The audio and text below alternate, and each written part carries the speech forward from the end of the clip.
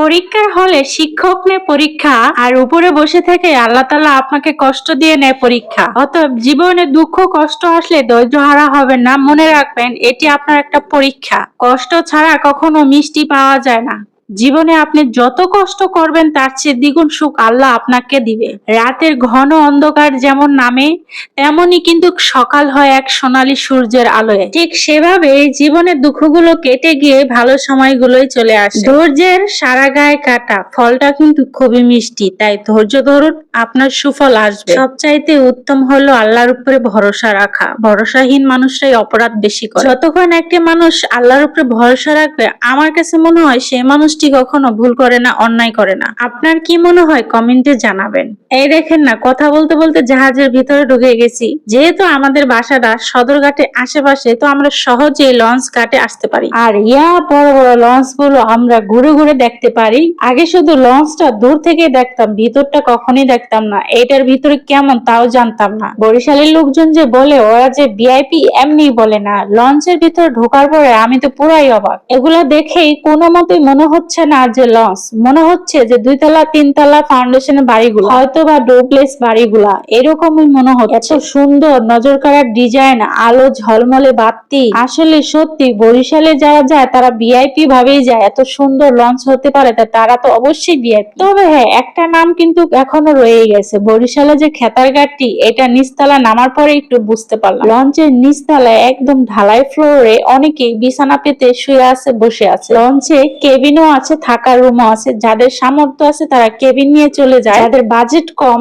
তারা অবশ্যই নিচে মেঝেতে কোনো কিছু পেতে বসে শুয়ে ঘুমিয়ে যায়। লঞ্চে কেবিন 2 তলা 3 তলা থেকে আমার কাছে মনে হলো নিচতলাটা এত আলো ঝলমলে সুন্দর, মনে হলো বিশাল এক ফ্লোরের নিচে তারা বসে আছে। লঞ্চ ডেকোরেশন গুলো এত সুন্দর, মনে হয় না যে ভিতরে ঢুকলে এটা লঞ্চ। আমার যদি বরিশালে আত্মীয় থাকতো তাহলে আমি লঞ্চ দিয়ে বরিশাল যেতাম আর উপভোগ করতাম। অনেক সুন্দর ঝলমলে আলো বাতি, অনেক কিছুই উপভোগ করে যেতাম। লঞ্চে ঘোরাঘুরির পরে বাসা যাওয়ার সময় আইসক্রিম আলার সাথে দেখা। আমি মাঝে মাঝে ঠান্ডা খেতে ভালোবাসি, আইসক্রিম খেতে পছন্দ করি। এটি আমাকে বলছিল একবার খেলে নাকি বারবার খেতে হবে। আমি নিয়ে দেখলাম, আসলে এত মজা। হাঁটতে হাঁটতে সামনে দেখি আরেকটি লঞ্চ, এত সুন্দর লাইটিং জ্বলতেছে বলার মতো। লঞ্চটিকে দেখে মনে হচ্ছে লঞ্চটি বউ লঞ্চ, কারণ এভাবে সাজাইছে যে বউদেরকে যেভাবে সাজায়। এটি হলো সদরঘাট লঞ্চ ঘাট। সারা দেশে কম বেশ মানুষ লোকজন এখানে এসে এই লঞ্চে করে যে যার বাসায় বা গন্তব্যে পৌঁছায়। তবে হ্যাঁ, মানতে হবে আগের থেকে লঞ্চ গুলো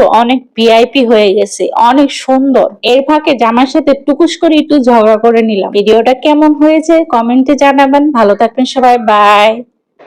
ডিউটি থেকে আসার পরে হ্যাঁ প্রত্যেক দিন হ্যাঁ কই জানি যাইয়া আবি যাবি খায় আমার লইয়া জানা।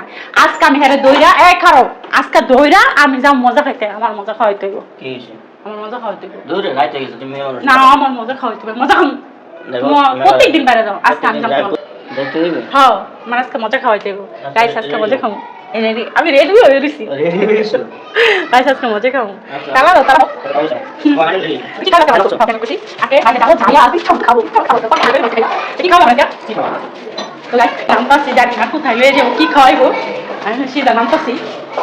তুমি আমাকে কি খাওয়াইবো বলো? কি খাওয়াইতে পারো? তাহলে কয় টাকা খাওয়াবো? তো গাইস এই যে আমরা নামতাছি, সে জারিটা যাইতে থাকি। যেটাই খাও কাজ খাও ওটাই খায় নেবো। ফিরিতে যা পাবো খাইয়ালো। ফিরিতে কনে না কি খাওয়াইবো আজকা জানি না, জিজ্ঞাসি। যাই হোক পিছে পিছে যাই, দেখি কি খাওয়ায়। বুঝি না, এই সাইডের রাস্তাটা অনেকদিন পর আইলাম, অনেকদিন পরে এই সাইডের রাস্তায়। কই লইয়া যাইতেছে কে জানে, কোন দিকে কি খাওয়াইবো। দোকানে কত কিছু দেখতেছি, যে দোকান ফালাইছি আমার কই লইয়া যেতেছে। অনেক কিছু দেখতেছি, এখানে দোকান আছে, সামনে দোকান আছে। দেখছো, দেখেন কোথায় তাই মনে হইতেছে। তুমি আমার চা খাওয়াইবা? চার দোকান আনছি, দেখছেন আমার চা খাওয়াইবো। আমি এটা একদমই আশা করিনি তুমি আমার চা খাওয়াইবা। চার দোকানে লইছি, আমরা ফাঁকা করতেই চাই। এখানে দেখেন, আপনারা দেখেন, আমি একলা দেখুন ক্লিয়ার। এখানে রুটি আছে, রুটি কি আজকার? রুটি আছে, কেক আছে না? কেক না, মিষ্টি খাওয়াই লই আই দুধ আমি কই লাগে লিগে তুমি তাহলে তাহলে আমি আইলাম বললে না চা খাও একটু দুধ বাড়াই দিয়েন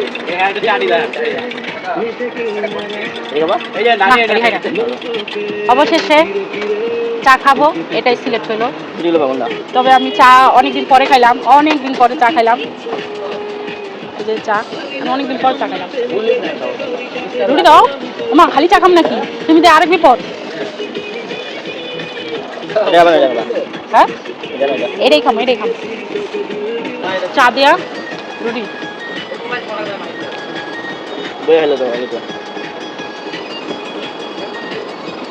মজা হয়েছে এই দামে না মজা হচ্ছে তাহলে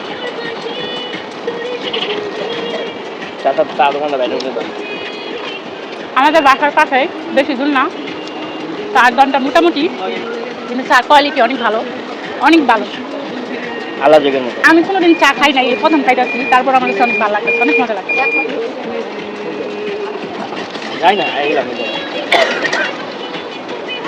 খুবই মজা লাগতেছে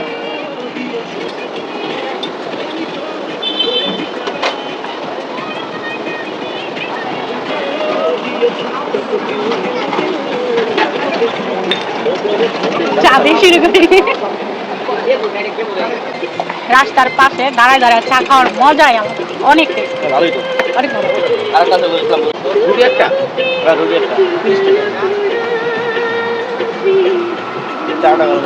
30 টাকা দেওয়া বোর্ডে বুঝতে দিল দেখছেন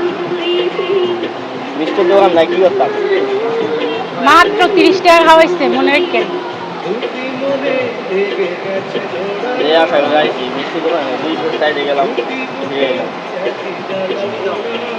তুমি আশাই করো খালি না চা মজা তো চা ঠিক আছে অনেক মজা চা যদি খারাপ হতো তাহলে বাড়া নিলে মানে আফসোস লাগতো চা ঠিক আছে ওদিন বাসায় খাইতে অনেক মজা লাগছে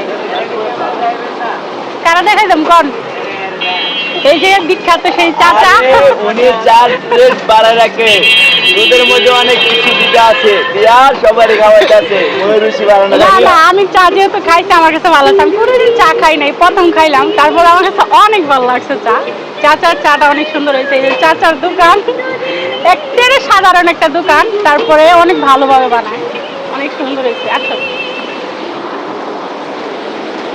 তোমার লগে আর কোনোদিন আমি আইতাম না তুমি আমার কথা রাখো না তুমি বলছো আমারে তুমি মিষ্টি খাওয়াবো তুমি আমাকে এনে চা খাওয়াইছো তুমি তোমার সাথে মজুদ গাওয়া কি এর মজুদ গাওয়া কিসের গাওয়া কি কউল ডবল গাওয়া আবার কই গাওয়া হ্যাঁ তো যাম না